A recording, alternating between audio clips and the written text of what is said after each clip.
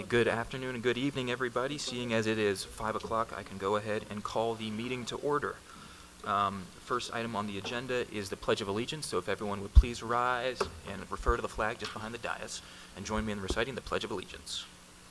I pledge allegiance to the flag of the United States of America and to the republic for which it stands, one nation, under God, indivisible, with liberty and justice for all.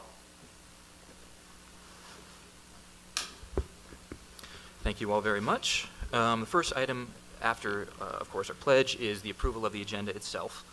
Before we go ahead and jump into that item, I would just briefly welcome our new board member right here, Mr. Andrew Rose. Congratulations on your appointment to the board. We look forward very much to serving with you and to working with you and getting some things accomplished for all the Fayette County voters.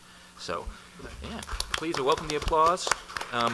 We're up to a 5-member board. I'll speak on this a little bit later. And unfortunately, our other fellow new board member, Ms. Kelly Hooper, has a long-running prior commitment, so she could not be here today, unfortunately. But we do very much look forward to seeing her soon and working with her as well. So with that, I guess I can accept a motion to approve the agenda. Okay, I motion to approve the July 28th agenda.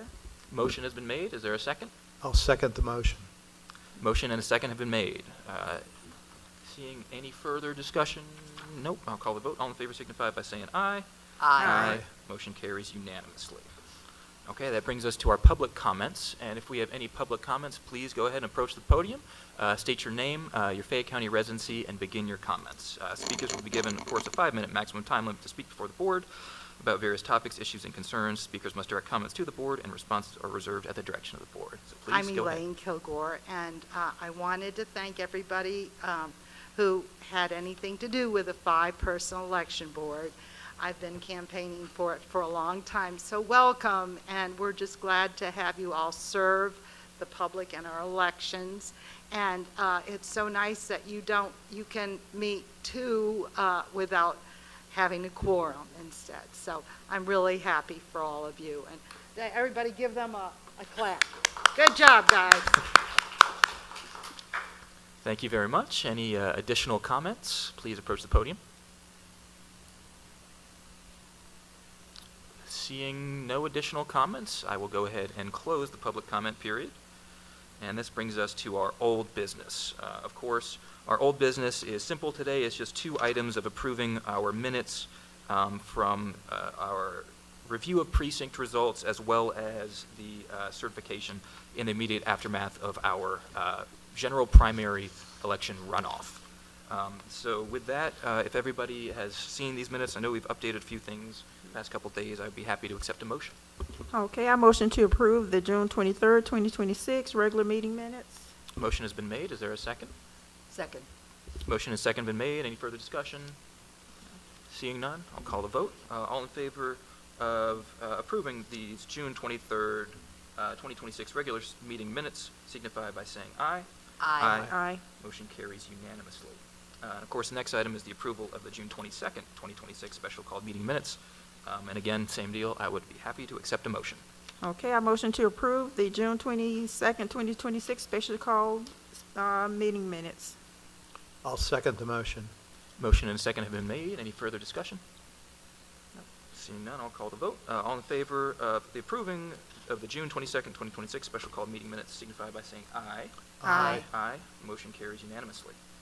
That brings us to our next item, of course, which is new business. I don't believe we have any items of new business today for us, Director Garrett. I see No, sir. a shaking head, which means no. We can go ahead and move on to our public hearings. Public hearing of staff's challenges to remove registered Fayette County voters from the electors list who are registered in the state of Georgia's Secretary of State voter registration system as deceased, mentally incompetent, canceled, or felon, as well as precinct and or polling location changes. Get that mouthful out of the way, but of course this item on the agenda is as needed if we need to co-locate any precincts, merge any precincts, deal with any of those issues, as well as for just looking at the numbers of folks who have been, of course, removed from the rolls through our list maintenance process. And again, as I always reiterate, the county has very little authority in this. This happens at the Secretary of State level, the state level, but we do have a list of the folks here in front of us. And so, Director Garrett, I would invite you to explain a little bit about some of the numbers we have. Yes. Just on this list real fast. Our cancellation numbers for the month of, well, since the last meeting up until July 24th include 76 deceased voters, 2 felons, 0 mentally incompetent, 48 canceled, which equals a total of 126.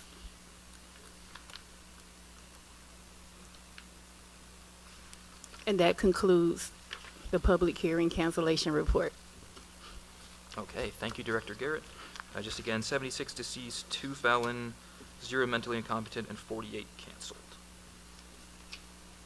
A lot of these are folks moving to other areas, either specifically canceling their registration here at their former residence, or when they register to vote at a new place, that notice will be sent to us in order to cancel their registration as well.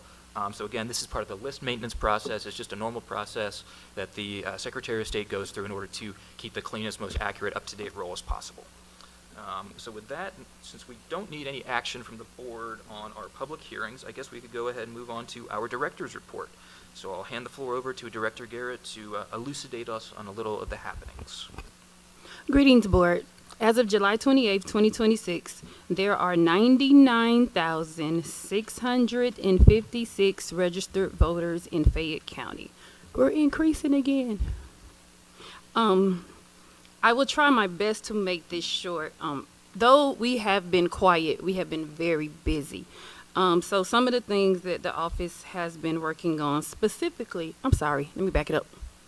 Welcome, Board Member Rose. Thank you. To the election board. I look forward to working with you and hopefully meeting with you sometime so we can do a one-on-one or with our other board member, Hooper. Thank you. So that we can get acclimated to our systems and what that looks like as a board going forward. And congratulations on being able to communicate with each other outside of public record. To go forward with the director's report, we do have a handful of interns in the office working on projects.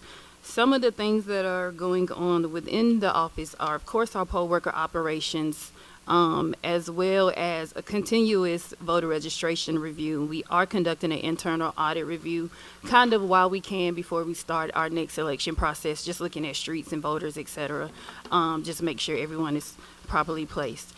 Also, 2 of our interns are working on polling place reviews for 2027. We talk about almost every single meeting, facilities that are not available, some locations that could possibly be merged with the correct equipment count, staffing, etc., and even some that may need to be unmerged. So they're working on that. I would, in the month of September, like for a presentation to take place to you all, to just begin presenting that information, not just to you, but to the public too. I believe in the past, information that was presented came kind of so fast, it wasn't an opportunity for the public to grasp what was happening, and to see the benefits of what it were that we were trying to do, and particularly back in 2025. So in the beginning of 2027, but I would like to start the process in September to start slowly talking about it.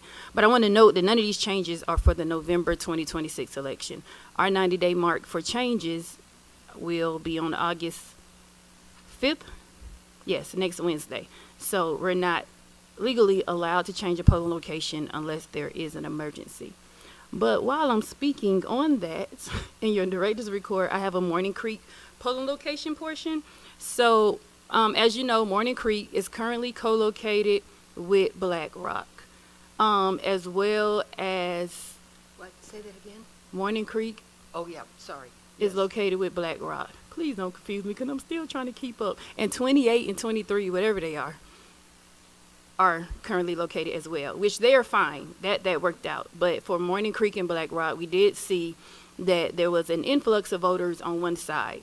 So we were trying to find another location so that Morning Creek, number 8, can go back into its precinct boundary lines.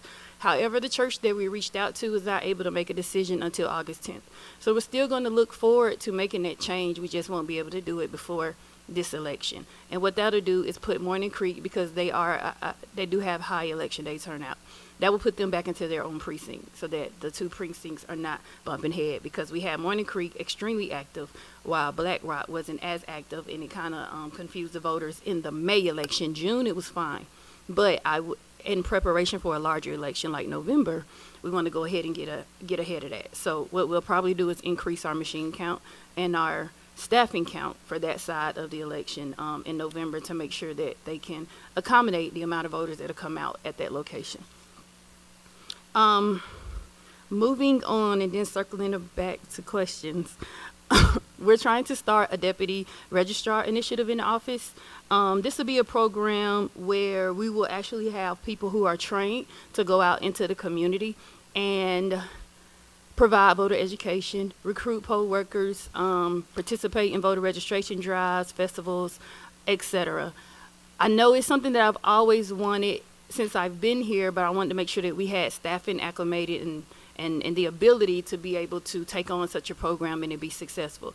And I believe that we are at that point. I will email you over our program so that you can pass it off to your parties or your communities or your affiliations, because we will be seeking individuals to be a part of this program. But they'll basically make sure that accurate information is going out into the community. And if there are like voter registration drives or people that have questions about such things, they can also serve in that role. In the long term, like 2028, hopefully they'll be able to serve on election day as like election day support in the field. So they'll be able to go out and support managers and assistant managers as needed. They can kind of float from place to place and provide whatever support or answer whatever questions they may need as it comes to election day protocols. So that's forthcoming, but as far as even just starting the program, that's something that we're looking to do next month, along with holding a few voter education classes as well. And to do the deputy registrar program, I just want to be clear, like we do have an outline of what it is that'll be needed to be completed. So there's 3 classes that they will have to take, as well as take an oath before going out and representing the county as deputy registrars.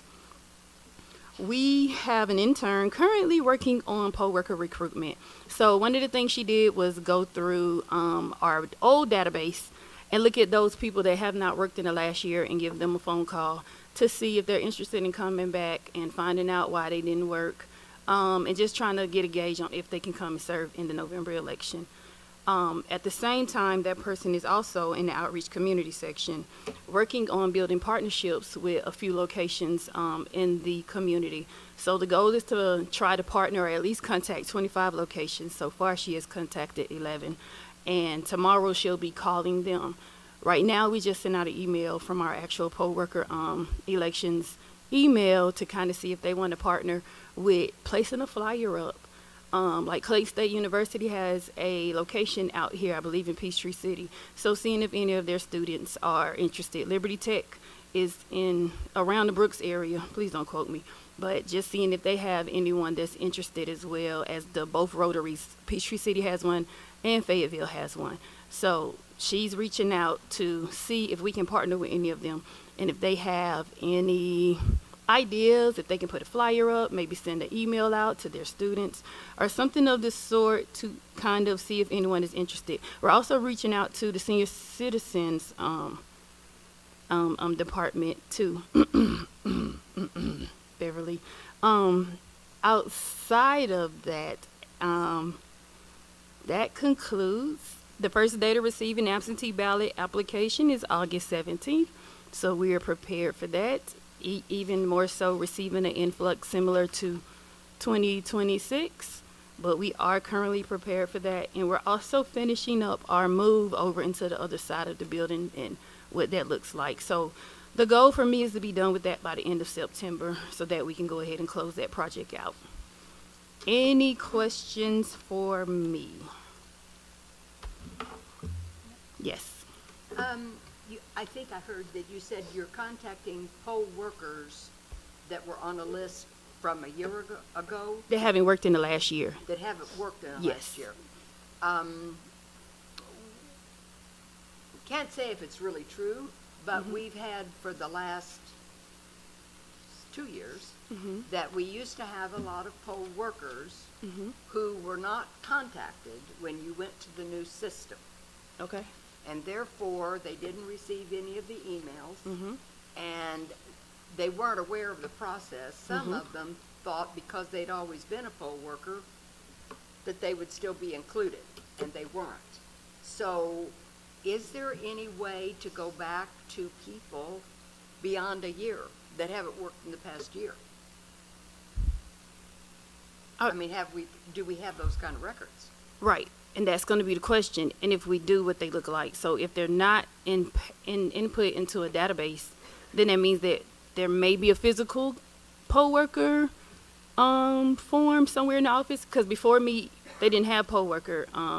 We didn't use Easy Vote for our poll worker material. There was only a binder that was brought into my office, and then we put it onto an Excel sheet, and then it went into our Easy Vote system.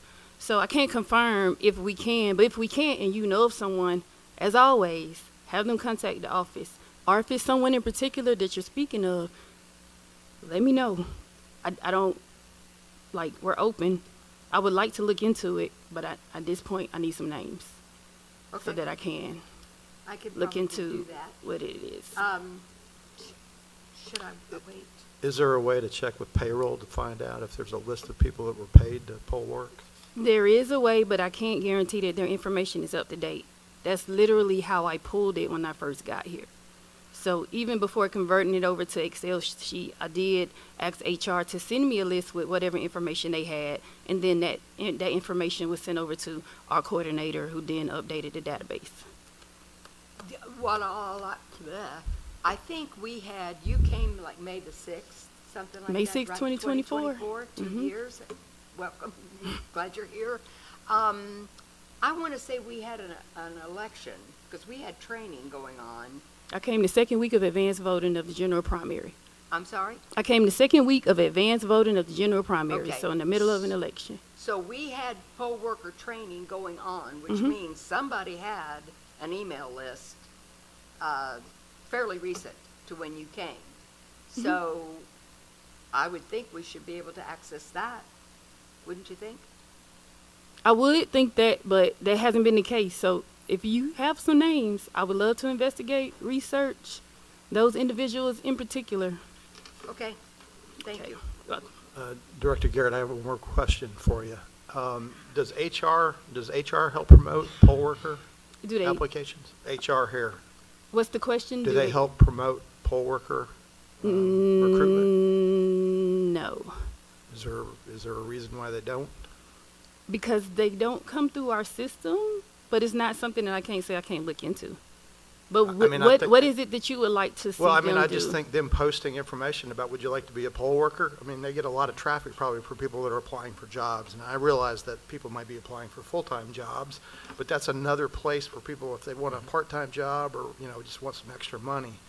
So like on our website, like on the Well, job website board? or, just a posting, I mean, they post jobs. I mean, it could be posted maybe as a part-time job or something like that. Just a suggestion to look into. I'm not telling you look you have into to it, do yeah. Absolutely, and even an extension of that from HR, any other county or municipal facility, any type of office that we could have a relationship with, anybody in the city of Peachtree City, at their city hall, or any type of, over there at their senior center, any particular facility that would enjoy high traffic, just like HR, even with an opportunity for interested parties who would be, interested in that. That's absolutely something that could be great for us, so. And I will say the cities do, so anything I send them, they do Mhm. post or put up as long as they can. So does Fayette County Library. They're really good at that. We're just trying to dig a little deeper. Absolutely, yeah. And understand, so our database looks amazing. We have over 1,000 people in our database. I'd that love to correct? see the database. I'm sorry, 1,600 in our database. Of poll But workers? it's the commitment. So, of course, we have a broad amount of people that say, yes, I can work. And as we get closer to the election, of course, things come up. And then right before the election, emergencies come up. So the database is there. We're looking for the consistency and the commitment and people that follow the laws. Any further Any questions more? Yeah. for Director Garrett? I just had a couple more questions. Sure thing. I wanted to ask a couple questions about the short and long-term outlook for polling locations. There's a lot of talk that I hear of, a lot of churches are closing down. I know we utilize churches. Do you see that in the future as becoming a problem or an issue in Fayette County? Yes, but that's why we want to start talking about it in September. And we want to talk about it after the election. And then we want to hold our hearings. And then we want to talk about it some more. But absolutely. So in September, hopefully, there will be a presentation for some of the changes that we can make for polling locations. I know Board Member Alexander has a couple of things brewing that she wants to run by me or the board later, as well as the two interns. They have a lot. I'm actually having to reel them back a little bit on their project because we also have to consider districts, what those layers look like, turnout, the amount of voters at each location, the amount of equipment that we send out. So I definitely would like to start the conversation sooner than later so that educated decisions can be made. But I definitely do see that being something that comes up a lot, and even in the future. Because we've even moved a polling location a couple of months ago. I don't know if you went back and watched a few. But we've moved one, and then the church called back and said, never mind, put us back. We do want to serve as a voting location. And there was some miscommunications. And then they had a new pastor, which also came with new staff. And we just had to kind of go through that, too, as well. So definitely challenging for us. Yeah, just to expand a little bit on that for the public, we've been dealing with this issue for quite a while, the closure of churches, whether it be one facility or another, that's impacted our polling places. Again, we've had to co-locate precincts, merge precincts, or potentially, find some other solution to the problem. Again, to quote Director Garrett on this, the goal is to reduce the need for frequent polling places changes while ensuring facilities continue to meet the needs of Fayette County voters. And it's such a difficult balance. It's very difficult to square that circle. Because we do have 100,000 or so voters in Fayette County. It is difficult in order to provide the best experience possible at the lowest cost to the taxpayer possible, right? So a lot of different, balls we're juggling here, but we have been dealing with this issue for far too long, and I know Vice Chair Alexander's been taking point on this, and this is something we do need to get done. So I appreciate the sentiment of taking this on sooner rather than later, because this is something we need to solve. And while we're looking at it, because we didn't have great comments about another I'll tell you about another merger or co-location that we had. The facility's too small, and that happens to be the True Light Church, where we co-located Kenwood and Oak Ridge, with one of those being quite large compared to the other one, which is small. But you put them both in one room. I heard a number of comments about that, that was not feasible. I would be You worked there, interested. right, Andrew? Yeah, I actually worked that election, and it was difficult to make sure that the voters were voting in the right precinct because the room was just one big open room, and it was hard to keep, voters from one precinct getting over into the other precinct. It was. So is it, okay, 'cause I want to be clear, this is my first time of hearing this too. So is it that the location is not feasible, or is it that we need more staffing to maybe help with traffic control and get them to the right side? I think It's 'Cause it's I probably haven't- a little. It's probably a little of both because I I haven't actually heard think that they were. I anything think that like they were that. short one poll worker. One of the precincts was. Maybe both of them were. But I worked one sure. precinct. I don't know about I can't speak for the other precinct, but it's don't- a challenge. I'm not familiar with True Light. However, is that I do know True Light likes to be a polling location. They're very vested. They do not want to not serve as a polling location. They were one of the people that came when we last tried to make some changes. Well, I'm So not when you saying- say they shouldn't be in the same room, because I'm not familiar with that location, and you're saying you were there, do you think there was another room or another way that it could have I really been done? don't. I think that we were in their activities part of their building. The Okay. sanctuary was upstairs. We were downstairs, and Okay. I don't think there was any more available space Okay. that would have worked out. Got it. What about inside of the room? Was there long lines? Not May, June. May was. We're not talking about May. I didn't work the June. I worked. Oh, okay. I worked the general Okay, yeah, okay. election. I didn't do the runoff.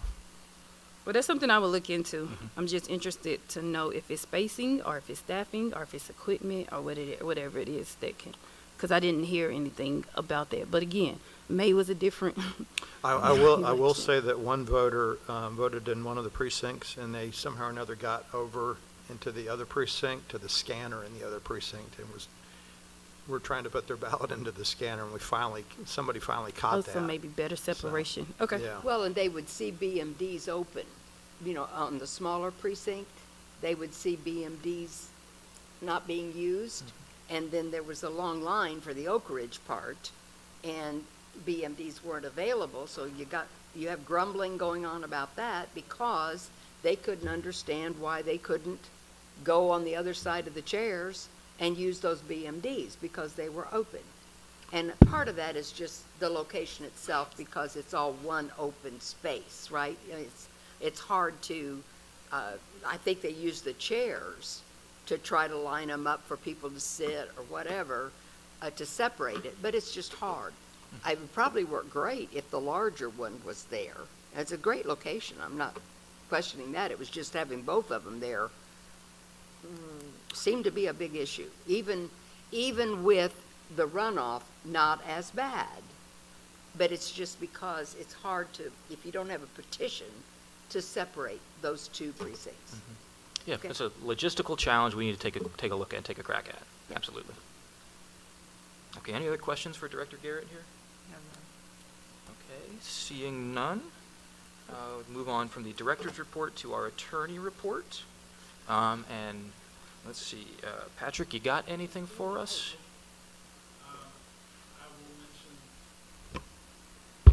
I will mention that we received notice, was it yesterday? Yesterday from the Secretary of State's office that there were 3 local acts passed by the General Assembly earlier this year that require referenda later this year in November. So we are working through what that's going to involve. But there is one for Fayette County, one for the school board, and one for the city of Fayetteville. And those will appear on the ballot this year.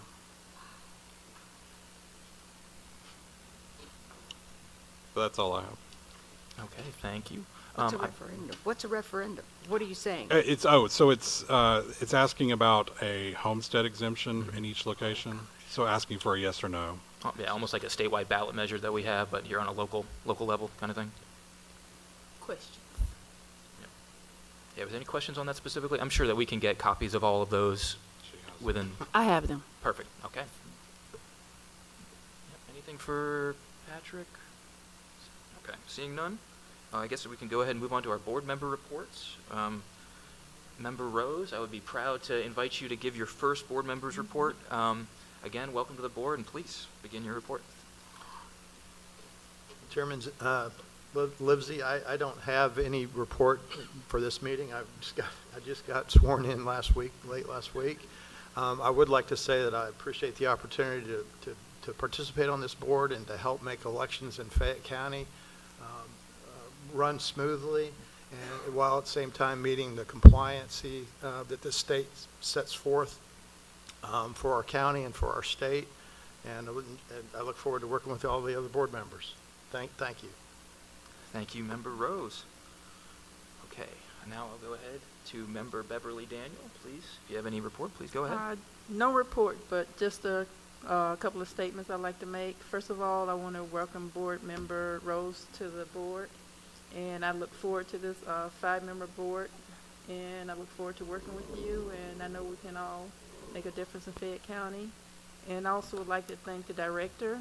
You and your staff are doing a terrific job, and I noticed the social media reach out that you're doing, and I actually follow it because you keep everyone right on step, everything, so I don't have to have my calendar out every day and what's going on. You know, you have everything, you're right on point with everything, and your staff is doing a wonderful job.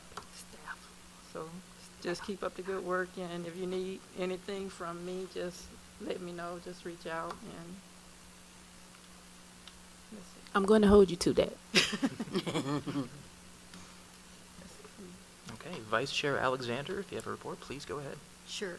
Patrick, with the change in the enabling legislation that we had that created the five-member board, is there such a thing, if I recall correctly, in March of 1994 was the most recent enabling legislation for our Board of Elections and voter registration? It's what created the current board, yes. I'm sorry? It's the legislation that created the current board, yes. Okay. And if I also understand the change that was made, it was just one section of the old enabling Yes. legislation. I would like to have an updated copy of all four sections. Do you have one? Well, the way it works is basically you just take the original legislation and then you have the new legislation that says this is updated. I don't think anybody ever creates a master revised version, if that makes sense. Sort of. So nobody goes in and replaces No. the section 2, Right. with the latest one? I mean, someone could do that if the board wants that done, but I don't think anybody does it automatically now. Wow. Okay. Because again, it's not our document, it's the General Assembly's document. Right, okay. I'll talk to the reps about it. Just for the public, I'm excited. The Georgia State Election Board is the one that, they make the rules, the legislature makes the code, and then we and Director Garrett, we have to follow both sets, the code and the rules. The State Election Board also is one that meets, they used to meet once a quarter, they're now meeting every month. And basically what they do is they hear complaints, or questions, but basically it's complaints that they hear and make rulings on. They have been meeting not in the Capitol like they used to. They always meet in room 341 under the Gold Dome, at the Gold Dome. But this year, they've had to go out into the community, anywhere in the state, because they're doing renovations or something. Maybe you know more about it. They're renovations at the Capitol, and so they've not been able to meet there. They have been, up until this month, in August, all of their meetings have been in Bartow County, Dawsonville, Forsyth, Hall. I mean, it's a long haul if you want to go and attend those meetings. And so it came up that why weren't they meeting on the south side? You know, maybe that might make it a little more available to people on the south side, south of I-20. The bottom line is our Board of Commissioners and County Administrator, I put in the request of the facilities that were required to host the Georgia State Election Board meeting, and our Board of Commissioners have graciously allowed them to come. So they will be meeting here in this room on August the 19th, beginning at 9. It's a full day, and I think it should be open to the public. I'd love to have you come and see how they work. Also, another question for you, Brianna. Could you give me, I've had a question come up about the statement of votes cast that we put on our website. At one point, it evidently included the whole thing, the whole Megillah that you could download, meaning, you know, there's like 2 or 3. I think there's one that's a summary. There's one that's maybe 40 pages or something like that. And then there's a big one that breaks down by candidate, by precinct, by vote method. That one is not up. So my question is, could we put that up? And I would like a copy myself. The statement of votes cast. I'm sorry? You got to be speaking of the statement of votes cast. It is, it's shorter because it was just a runoff. You talking about for June or May? Either way, they're both up. Well, there's one that I can't find on the website that Okay. says, you know, it breaks it down by candidate, by Mhm. office, by candidate, and it will give you by precinct, by vote method. Okay, I know what you're looking for. It is up. That version is not up. So yes, I can convert that and send it to you and put it up. Yes, that's easy. Yeah. Yes. I've had people ask me why it isn't up, The- And I know I want one. There's a question about one of the elections. That's And fine. So we need to be able to look at the statement, all of it. And if you have something like that, you can just email me and the board for that type of material. That's Okay. fine. That's perfectly fine. That's easy. Okay, thank you. Can you run that report in the morning? You know I'm what I'm talking done. about? This is fine. Okay, I'll just give a real brief report again to reiterate my comments at the beginning of the meeting. Welcome Member Rose to the board. I look forward to working with you going forward.